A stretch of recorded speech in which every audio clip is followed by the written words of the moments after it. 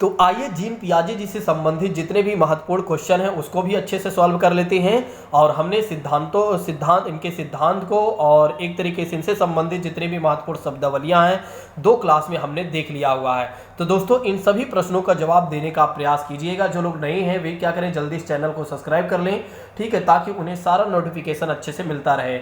जैसा कि बात करते हैं यहाँ पर प्रश्न ये है कि एक 5 वर्ष की बच्ची यह तर्क करने में विफल रहती है, यानी कि वह तर्क नहीं कर पा रही है कि जब पानी को एक लंबे और संकीर्ण गिलास में चौड़े बर्तन में स्थानांतरित किया जाता है तो पानी की मात्रा क्या रहती है, समान रहती है। पियाजे के अनुसार इसका क्या कारण है? वह प्रतिवर्ती सोच नहीं रखती है, वह लक्ष्य निर्देशित व्यवहार नहीं करती है, वह प्रतीकों का इस्तेमाल नहीं कर सकती है, वह नकल नहीं कर सकती है। बड़ा ही अच्छा प्रश्न है। देखिए पहले तो ये समझ लीजिए, जब 5 वर्ष की बात की जाएगी तो किस वर्ष की अवस्था में मतलब कौन सी अवस्था की बात की जा रही होगी, तो कौन सी अवस्था है, पूर्व संक्रियात्मक अवस्था है, यानी कि 2 से लेकर 7 वर्ष की अवस्था के बारे में कहीं ना कहीं बातचीत की जा रही है। तो इसका मतलब 2 से लेकर 5 वर्ष की ही अवस्था में बात पूछी जा रही है। तो जल्दी से इसका जवाब दे सकते हैं। देखिए इसका जो जवाब हो जाएगा दोस्तों वो पहला हो जाएगा, यानी कि वह प्रतिवर्ती सोच नहीं रख पा रही, क्योंकि वह तर्क करने में विफल है कि जब पानी को एक लंबे या संकीर्ण गिलास में रखा जा रहा है या चौड़े बर्तन में रखा जा रहा है, ठीक है, तो किसमें एक तरीके से पानी की मात्रा समान रहेगी, वो यह तर्क करने में असक्षम है। चलिए नेक्स्ट बात करते हैं, यानी कि अगला प्रश्न कहता है कि निम्नलिखित में से कौन सा युग्म सही है? शैशवावस्था में बच्चा तर्क करना यानी कि तर्क को लागू करना है और अनुमान लगाने में सक्षम हो जाता है। दूसरा ऑप्शन कहता है पूर्व संक्रियात्मक अवस्था में बच्चे में निगमनात्मक एवं तार्किक सोच प्रारंभ हो जाती है। तीसरा ऑप्शन कहता है मूर्त संक्रियात्मक अवस्था में बच्चा वर्गीकरण एवं संरक्षण कर पाता है। और चौथा ऑप्शन कहता है कि अमूर्त संक्रियात्मक अवस्था में बच्चा अनुकरण शुरुआत और कल्पनात्मक खेल करना शुरू करता है। बड़ा ही अच्छा प्रश्न है, इसका जवाब जल्दी से दीजिएगा दोस्तों कि इसका जवाब क्या है। शैशवावस्था में बच्चा तर्क करना लागू कर देता है, बताइए क्या गलत बात की जा रही है? बिल्कुल गलत है। शैशवावस्था में बच्चा तर्क को लागू करता है, कहाँ लागू करता है भैया, तार्किक चिंतन वो रखता ही नहीं है। दूसरी बात करते हैं पूर्व संक्रियात्मक अवस्था कब से कब तक है, तो 2 से लेकर 7 वर्ष की अवस्था में है, तो इसमें निगमनात्मक व तार्किकता की सोच प्रारंभ हो जाती है। ऐसी बात थोड़ी ना, इतना भी ज़्यादा नहीं। अब यहाँ चौथी बात कर लेते हैं, अमूर्त संक्रियात्मक अवस्था में बच्चा अनुकरण, मतलब कि एक तरीके से अमूर्त 11 वर्ष का बच्चा क्या करेगा, अनुकरण करेगा, मतलब खेल कल्पना करेगा, उस तरह की चीज़ें करेगा। सोचिए एक बार, क्या ये बातें सही हैं? नहीं। तो इसका मतलब ये हो जाता है यहाँ पर मूर्त संक्रियात्मक अवस्था में क्या होता है, वर्गीकरण एवं संरक्षण करना बच्चा जान जाता है। ऑप्शन नंबर अगर देखा जाए तो यहाँ पर सी दोस्तों सही हो जाता है। इस बात को ध्यान रखिएगा। जिन लोगों ने हमारे सिद्धांत वाली क्लास को नहीं देखा है वे जरूर टाइम निकाल कर देख लेंगे, तो इससे क्या होगा कि उनके एक भी प्रश्न गलत नहीं होगा। पियाजे के संज्ञानात्मक विकास के सिद्धांत के अनुसार स्वयं एवं पर्यावरण के बीच संतुलन की खोज की प्रक्रिया क्या कहलाती है? पियाजे के संज्ञानात्मक विकास, देखिए संज्ञानात्मक विकास का मतलब हो जाता है मानसिक विकास। मैंने बताया है कि बच्चा स्वयं पर्यावरण के बीच संतुलन की खोज करने की प्रक्रिया में आ जाता है। कौन से समय ऐसा होता है? जैसे कि बात करते हैं यहाँ पर है सामीकरण है, ऑर्गेनाइजेशन है, समावेशन है, समायोजन है। बड़ा ही प्यारा प्रश्न है, इसका जवाब जल्दी से दीजिएगा। मैंने बहुत अच्छे से बताया हुआ है, अब गलत मत करिएगा। जो लोग एक तरीके से सिद्धांत वाली और शब्द वाली वीडियो देख लिए हैं, क्या सामीकरण में ऐसी बातें की गई हैं, क्या संगठन में ऐसी बातें की जाए? एक मिनट, क्वेश्चन क्या है भैया? तीसरा, हाँ ठीक है, एक मिनट, देखो मैंने गलत, अभी मैं ही गलत कर देता हूँ। एक मिनट दोस्तों, एक मिनट। वैसे तो इसका सामने ही आ गया आंसर। चलिए, पियाजे के अनुसार अगर देखा जाए तो संज्ञानात्मक विकास के अनुसार स्वयं एवं पर्यावरण के बीच क्या होता है, संतुलन की खोज की प्रक्रिया आ जाती है। स्वयं की संतुलन की खोज की प्रक्रिया आ जाती है, मतलब क्या कहलाती है, तो सामीकरण, यानी कि पहला ऑप्शन यहाँ पर क्या हो जाता है, सही हो जाता है। सामीकरण यहाँ पर पहला ऑप्शन सही हो जाता है, इस बात को ध्यान रखिएगा। आइए अब इसी के साथ बात करते हैं अगले प्रश्न के बारे में। देखिए प्रश्न ये है कि निम्नलिखित में से क्या विद्यार्थियों के बीच किसी कार्य की संरचनात्मक समझ को सुसाध्य करने में सहायक है?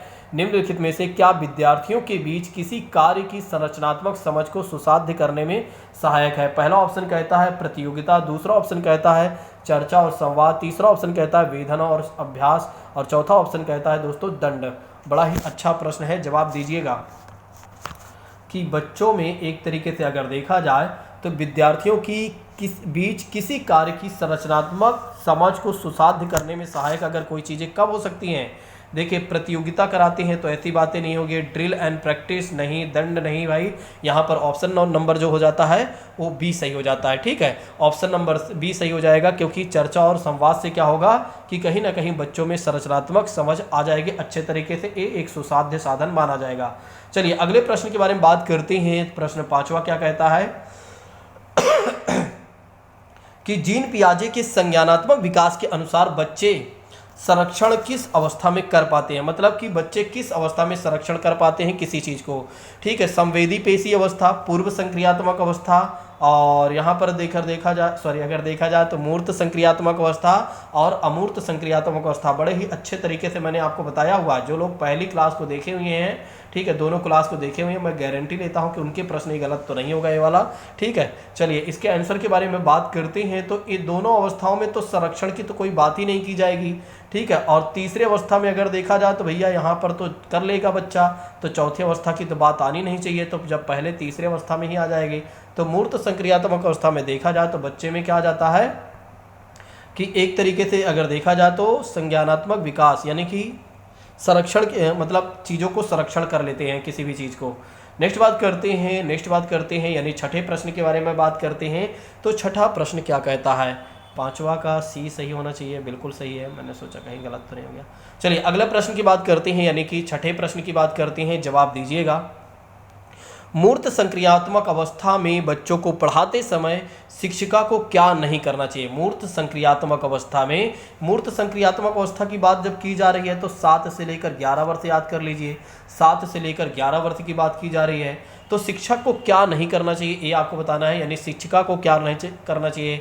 मैदानों के यहाँ पर क्या, बच्चों को एक तरीके से अपॉर्चुनिटीज, मतलब एक तरीके से बच्चों को देखिए गिव अपॉर्चुनिटी फॉर क्लासिफिकेशन, कहने का मतलब ये है कि बच्चों को वर्गीकरण करने का मौका देना चाहिए। दूसरा ऑप्शन कहता है कि ऐसी समस्या देना चाहिए जिसमें अमूर्तता की आवश्यकता हो। तीसरा ऑप्शन कहता है कि क्रमिक कार्य करने देना चाहिए। चौथा ऑप्शन कहता है मूर्त संसाधन देना चाहिए। बड़ा ही अच्छा प्रश्न है भैया, जवाब दीजिएगा कि इसका जवाब क्या हो जाएगा। देखिए यहाँ पर क्या है कि मूर्त संक्रियात्मक अवस्था 7 से लेकर 11 वर्ष की अवस्था की मानी जाती है। बच्चों को पढ़ाते समय एक शिक्षिका को क्या नहीं करना चाहिए, आपसे ये कहा जा रहा है, आपसे पूछा जा रहा है कि भैया आप मतलब क्या नहीं करना चाहिए। यहाँ पर ऐसी समस्या, देखिए वर्गीकरण के मौका देना चाहिए, बिल्कुल देना चाहिए। क्रमिक कार्य करने भी देना चाहिए, बिल्कुल देना चाहिए। और मूर्त संसाधन भी देना चाहिए, बिल्कुल सही बात है। ठीक है, क्योंकि मूर्त संक्रियात्मक अवस्था की ही बात की जा रही है। लेकिन क्या नहीं करना चाहिए, ऐसी समस्या देना जिसमें अमूर्त की आवश्यकता हो। ऐसी चीज़ें नहीं देना है जिसमें बच्चा कल्पना करने लगे, क्योंकि इस समय वो कल्पना नहीं कर पाता है। ठीक है, तो ऑप्शन नंबर यहाँ पर अगर देखा जाए दोस्तों तो क्या हो जाता है, बी ऑप्शन सही हो जाता है। चलिए अब बात करते हैं इसी के साथ अगले प्रश्न के बारे में। देखिए जिन लोगों ने हमारी पहली क्लास देखा हुआ है, अब कुछ लोग सोच रहे होंगे सर यहाँ पर प्रमोट कर रहे हैं। देखिए प्रमोट नहीं, मैं सही बता रहा हूँ कि मैंने बहुत अच्छे तरीके से पढ़ाया हुआ है। यदि आपको विश्वास नहीं होता है तो इस वीडियो को देखने के बाद दोनों वीडियोज़ देख लीजिएगा, आप देखिएगा कि आपके हर एक प्रश्न सही होंगे। चलिए 4 से लेकर 5 वर्ष की उम्र में के बच्चे अक्सर अपने आप से बातचीत करते हैं। लेव वाइगोस्की के अनुसार यह वाक्य है, ठीक है, उनकी आत्म केंद्रिता को दर्शाता है और उनके संज्ञानात्मक विकास में बाधा डालता है और उनके सामाजिक विकास में बाधा डालता है और उनकी अपनी सोच को नियमित करने में मदद करता है। बड़ा ही प्यारा प्रश्न है, जवाब जल्दी से दीजिएगा, फटाफट जवाब देते चलिएगा क्योंकि जल्दी से इसको हम सॉल्व कर लेते हैं। देखिए इसके जवाब के बारे में यदि हम बात करते हैं तो 4 से 5 साल की उम्र के बच्चे, अब 4 से 5 की बात की जाएगी तो पूर्व संक्रियात्मक अवस्था की बात की जाएगी। देखिए जब भी उम्र आए तुरंत अपने दिमाग में सेट कर लीजिए किस समय की बात की जा रही है। जब 4 से 5 है, 2 से लेकर 7 वर्ष है ना, तो 2 से लेकर 7 वर्ष की अवस्था कौन सी अवस्था कहला जाती है, तो 2 वर्ष से 7 वर्ष तक की अवस्था पूर्व संक्रियात्मक अवस्था कहलाती है। जब पूर्व संक्रियात्मक अवस्था की बात है तो हमें इसी के अंदर में रहकर सोचना है। यहाँ पर क्वेश्चन ये पूछा जा रहा है कि 4 से 5 वर्ष की उम्र के बच्चे अक्सर अपने आप से बातचीत करते हैं। ठीक है, तो अगर देखा जाए तो इसका आंसर क्या हो जाएगा दोस्तों, जल्दी से जवाब दीजिए। चलिए अब मैं आपको बता देता हूँ, उनकी आत्म केंद्रिता को दर्शाता है, नहीं भैया। ठीक है, उनके संज्ञानात्मक विकास में बाधा तो कोई बात ही नहीं होनी चाहिए। अगर उनके सामाजिक विकास में बाधा डालता नहीं भैया। अगर आपस में बातचीत करने से ऐसा थोड़ी ना होता है। अगर उनके आपस में बातचीत होती है तो अपनी सोच और नियमित में एक तरीके से क्या होता है, मदद मिलती है, यानी कि मदद करते हैं। Helps them to regulate their own thinking, मतलब एक दूसरे के थिंकिंग को क्या कर रहे हैं, कहीं ना कहीं मदद कर रहे हैं दोस्तों। ऑप्शन नंबर यहाँ पर क्या हो जाता है, डी सही हो जाता है। ठीक है, थोड़ा से आप चीज़ों को समझ कर अगर जवाब दें तो बिल्कुल भी गलत ना हो। देखिए फिर देखिए मूर्त संक्रियात्मक अवस्था, जैसे ही मूर्त संक्रियात्मक अवस्था की बात आ गई तुरंत आपके दिमाग आ जाना चाहिए 7 से 11 वर्ष की बात की जा रही होगी, और 7 से 11 वर्ष की बात में आपको कम से कम 6-7 पॉइंट तो याद ही होने चाहिए। ठीक है, इसकी 7 से 11 वर्ष की अवस्था में क्या क्या बातें होती हैं। ठीक है, तो पहला ऑप्शन कहता है कि अमूर्त संरचनाओं से सरोकार करने के लिए खूब अभ्यास करवाना चाहिए। दूसरा ऑप्शन कहता है कि एक तरीके से वस्तुओं और विचारों को जटिल से वर्गीकृत करने के मौके मुहैया कराने चाहिए। तीसरा ऑप्शन कहता है कि ऐसी समस्याएं देनी चाहिए जो उच्च स्तरीय मूर्त सोच पर आधारित हो। चौथा ऑप्शन कहता है कि ऐसी समस्याएं देनी चाहिए जो तर्कपूर्ण वैज्ञानिक समझ की आवश्यकता हो। प्रश्न फिर से एक बार देख लीजिए, थोड़ा से प्रश्न जल्दी से इसका जवाब दीजिए, क्या हो जाएगा।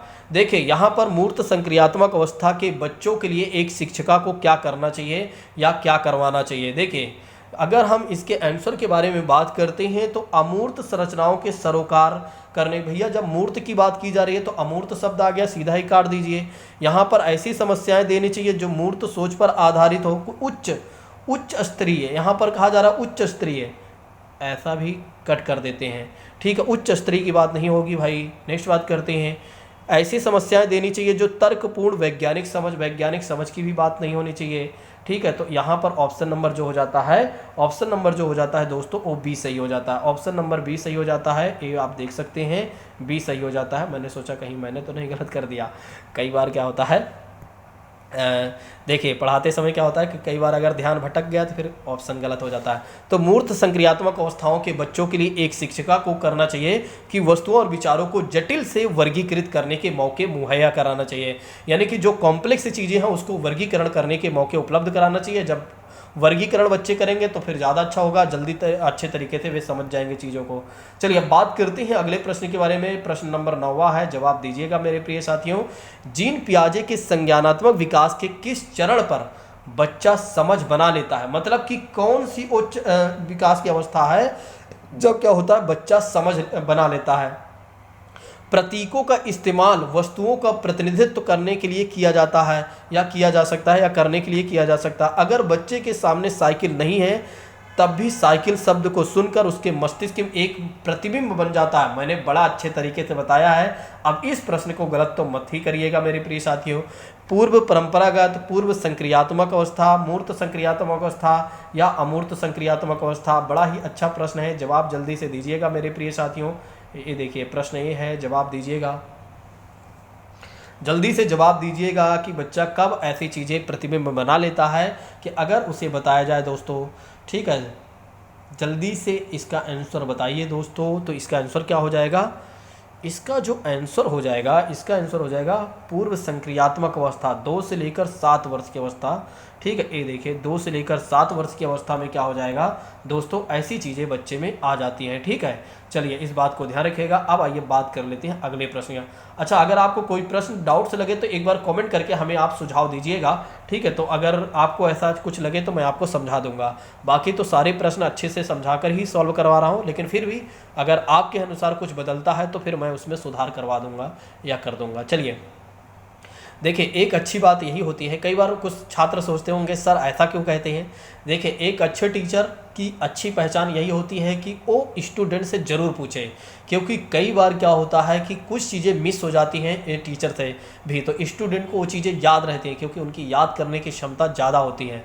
मतलब वैसे याद करने की क्षमता दोनों की ही ज़्यादा होती है, बराबर ही होती है लगभग, बस जो ज़्यादा मेहनत करता है। लेकिन क्या होता है कि कुछ ना कुछ चीज़ें मैं ये समझता हूँ टीचर के पास तो बहुत सारी नॉलेज होती ही है। ठीक है, उसके पास अपार ज्ञान होता है, ये बातें तो सत्य हैं, कोई मतलब झुठला नहीं सकता है। लेकिन क्या होता है दोस्तों कि कई चीज़ें होती हैं, कुछ छोटी चीज़ें होती हैं, जब कई बार क्या होता है टीचर स्किप कर देता है तो स्टूडेंट को वो बातें याद रहती हैं। 5 साल की बच्ची क्या कर सकती है बताइएगा। संभावित कारणों उनके प्रभावों की परिकल्पना कर सकती है, घटनाओं की वैज्ञानिक सोच के रूप में जांच करने की जटिल प्रयोगों की योजना बना सकती है, प्रतीकात्मक और अमूर्त तार्किकीकरण कर सकती है, लक्ष्य निर्देशित व्यवहार व प्रतीकात्मक खेल की शुरुआत कर सकती है। यहाँ पर 5 साल की बात की जा रही है, तो जब 5 साल की बात की जा रही है तो पूर्व संक्रियात्मक अवस्था की बात की जा रही है। अब जब पूर्व संक्रियात्मक अवस्था की बात की जा रही है तो इसका जवाब देने में आपको कठिनाई तो नहीं होनी चाहिए। जल्दी से इसका जवाब दीजिएगा। संभावित कारणों उनके प्रभावों की परिकल्पना नहीं भैया, यहाँ परिकल्पना नहीं होगा। घटनाओं की वैज्ञानिक जांच, ये सब बाही बातें ही नहीं होनी चाहिए। प्रतीकात्मक ये भी नहीं होनी चाहिए। ऑप्शन नंबर लक्ष्य निर्देशित व्यवहार की बात करते हैं, लक्ष्य निर्देशित व्यवहार की बात करते हैं, यानी कि ऑप्शन नंबर जो हो जाता है डी सही हो जाता है। एक बार हमें चेक कर लेना चाहिए, बिल्कुल यहाँ ऑप्शन नंबर डी हो जाता है। ठीक है, तो इस बात को ध्यान रखिएगा। चलिए अब बात करते हैं इसी के साथ अगले प्रश्न के बारे में। बस 2-3 प्रश्न और है। प्रश्न ये है कि पियाजे के सिद्धांत में वह प्रक्रिया जिसमें एक बच्चा नए अनुभव का बोध करने फिर से एक बार क्वेश्चन पढ़ देता हूँ। पियाजे के सिद्धांत में वह प्रक्रिया जिसमें एक बच्चा नए अनुभव का बोध करने के लिए अपने स्कीमा को रूपांतरित और संशोधित करता है, क्या कहलाता है, क्या कहलाती है। और स्कीमा वाली बात हमने बहुत अच्छे से बताया हुआ है। जो लोग नए हैं वे क्या करेंगे, शब्द वाली क्लास को जरूर देख लेंगे। जो लोगों या जो पुराने हैं जिन्होंने नहीं देखा हुआ है, जिनको थोड़ा सा लग रहा था कि अरे कौन देखे, तो उनको मैं कहूँगा भैया देख लीजिए, आपका काम हो जाएगा। एक बार आप सुन लेंगे तो आपका ज़्यादा अच्छे से काम होगा। बिना सुने अगर आप करते हैं तो ये मान के चलिए कि हो सकता है आप भूल जाएं, जब सुने रहेंगे तो याद हो ही जाएगा। देखिए यहाँ पर बात एक की जा रही है, कहीं ना कहीं समायोजन की बात की जा रही है। ठीक है, ऑप्शन नंबर यहाँ पर 20 सही हो जाता है। चलिए अब बात कर लेते हैं इसी के साथ अगले प्रश्न के बारे में। अप्सा आलू की एक चिप्स को देखती हुई कहती है कि तितली, जीन पियाजे के अनुसार, मतलब कि अप्सा क्या करे, एक आलू की चिप्स देखती है तो उसे तितली कह देती है। जीन पियाजे के अनुसार इस प्रकार का प्रतीकात्मक विचार किस अवस्था में बच्चों में आती है। हमने आपको बड़े अच्छे से बताया हुआ। आप देखिए, जब मैं इस तरह की चीज़ें के करवाता हूँ, जैसे कि क्या होता है, सिद्धांत कवर करवाने के बाद उसके एमसीक्यू जब मैं करवाता हूँ तो मेरा मन बड़ा हैप्पी हो जाता है। क्यों हो जाता है मैं बताऊँ आपको। उसके पीछे का मूल कारण ये है दोस्तों, क्योंकि जब मैं सिद्धांत को बहुत अच्छे से कवर कर देता हूँ और बिल्कुल ईमानदारी से पूरे कंटेंट को प्रोवाइड करा देता हूँ, और हर वो चीज़ें जो मैं क्वेश्चन में देखता हूँ, प्रीवियस ईयर के क्वेश्चन में, वो सारी चीज़ें वहाँ जब देखने, मतलब कि जब इस क्वेश्चन में देखता हूँ तो, और जब मैं पढ़ाया रहता हूँ तो मुझे याद आता है कि अच्छा हाँ मैंने वहाँ पढ़ाया था, कितने अच्छे तरीके से और हूबहू चीज़ें देखने मिल रही हैं। ठीक है, तो जल्दी से इसका जवाब दीजिए। तब फिर क्या होता है, मन बड़ा हैप्पी हो जाता है कि वाकई में हमने बहुत ईमानदारी से पढ़ा दिया है। ठीक है, चलिए जल्दी से इसका जवाब दीजिएगा। तो दोस्तों अगर देखा जाए तो पूर्व संक्रियात्मक अवस्था यहाँ पर 2 से लेकर 7 वर्ष की बात की जा रही है। Option number B will be right दोस्तों, इस बात को ध्यान रखिएगा। एक बार देख लेते हैं। चलिए, अनुप्रयोग विश्लेषण और संश्लेषण किसके द्वारा होता है दोस्तों। अनुप्रयोग विश्लेषण संश्लेषण किसके द्वारा होता है। उच्च क्रम चिंतन कौशल, निचले क्रम की कौशल और घोषणात्मक ज्ञान कौशल, प्रक्रियात्मक ज्ञान कौशल। बड़ा ही अच्छा प्रश्न है, जवाब दीजिएगा। अनुप्रयोग विश्लेषण और संश्लेषण किसके उदाहरण है, मतलब कि एक तरीके से अगर देखा जाए तो एप्लीकेशन, एनालिसिस एंड सिंथेसिस और एग्जाम्पल आप किसके हैं, बताइएगा जल्दी से इसका जवाब दीजिए। तो इसका जो जवाब हो जाएगा दोस्तों, हो जाएगा बी सही हो जाएगा मेरे हिसाब से। बाकी लेट मी चेक इट एक बार। सॉरी यार, गलत हो गया ना जल्दबाजी में। चलिए, इसका जो आंसर हो जाएगा दोस्तों पहला सही हो जाएगा। ठीक है, तो इसका आंसर क्या हो जाएगा, पहला सही हो जाएगा। इस बात को ध्यान रखिएगा कि अनुप्रयोग विश्लेषण और संश्लेषण किसके उदाहरण हैं, तो एक तरीके से क्या हो जाता है, हायर ऑर्डर थिंकिंग स्किल। चलिए 1-2 प्रश्न और हैं, इसको भी जल्दी सॉल्व कर लेते हैं। जीन पियाजे के अनुसार पूर्व संक्रियात्मक चरण में बच्चे निम्न में से क्या कर पाते हैं। प्रतिलोमिक चिंतन और प्रतीकात्मक और अनुक्रमिक वर्गीकरण संरक्षण। बड़ा ही अच्छा प्रश्न है। जल्दी, पूर्व संक्रियात्मक अवस्था 2 से लेकर 7 वर्ष। सबसे ज़्यादा अगर क्वेश्चन कहीं से आते हैं तो पूर्व संक्रियात्मक अवस्था और इंद्रिय जनित गामक अवस्था से, अमूर्त से भी आते हैं, लेकिन मूर्त से भी ज़्यादा आते हैं, लेकिन अमूर्त से बहुत कम ही आता है। लेकिन याद रहना चाहिए, अमूर्त में क्या होता है, जो एग्जामिनर होता है वो जानता है कि यहाँ पर क्या है, बच्चे के वो जानते हैं कि 11 से आगे के वर्ष की बात की जा रही है, और कहीं ना कहीं वे समझ से आंसर को लगा देंगे, मतलब क्वेश्चन का जवाब अच्छे से दे लेंगे। चलिए बताइएगा इसका जवाब क्या हो जाएगा। इसका जवाब जल्दी से बताइएगा दोस्तों कि पियाजे के अनुसार अगर देखा जाए तो पूर्व संक्रियात्मक अवस्था के बारे में निम्न में से बच्चे इस समय क्या कर सकते हैं। जल्दी से इसका जवाब दीजिए। देखिए यहाँ पर क्या हो जाएगा, make believe play, make believe play. अगर आप अंग्रेजी से चलते हैं तो जल्दी काम हो जाता है कई बार। चलिए बात करते हैं इसी के साथ अगले प्रश्न के बारे में। ये होगा हमारा लास्ट प्रश्न होगा। एक छोटी बालिका प्रतीकात्मक खेल कर पाती है पर अभी दूर दूसरे व्यक्ति का दृष्टिकोण नहीं समझ पाती है। मतलब वो एक तरीके से प्रतीकात्मक खेल को तो खेल समझ जाती है, लेकिन दूसरे व्यक्ति का दृष्टिकोण नहीं समझ पाती है और वह अपनी पकड़ से बाहर की घटनाओं की वजह से आसानी से परेशान हो जाती है। जीन पियाजे के द्वारा सुझाए गए चरणों में कौन सा चरण इस बालिका के वर्तमान स्तर को अंकित करता है? संवेदीगामक, पूर्व संक्रियात्मक, मूर्त संक्रियात्मक, औपचारिक। जल्दी से इसका जवाब दीजिएगा दोस्तों कि इसका जवाब क्या हो जाएगा। चलिए जल्दी से इसका जवाब दीजिएगा, इसका जवाब क्या हो जाएगा। चलिए इसका जवाब हो जाएगा दोस्तों बी सही हो जाएगा, इस बात को ध्यान रखिएगा। ठीक है, ऑप्शन नंबर यहाँ बी बिल्कुल राइट हो जाता है। ठीक, तो हमने आपको जितने भी प्रश्न बन रहे थे उसको भी करवा दिया और सिद्धांत को भी कवर करवा दिया और शब्दावलियाँ को भी कवर करवा दिया।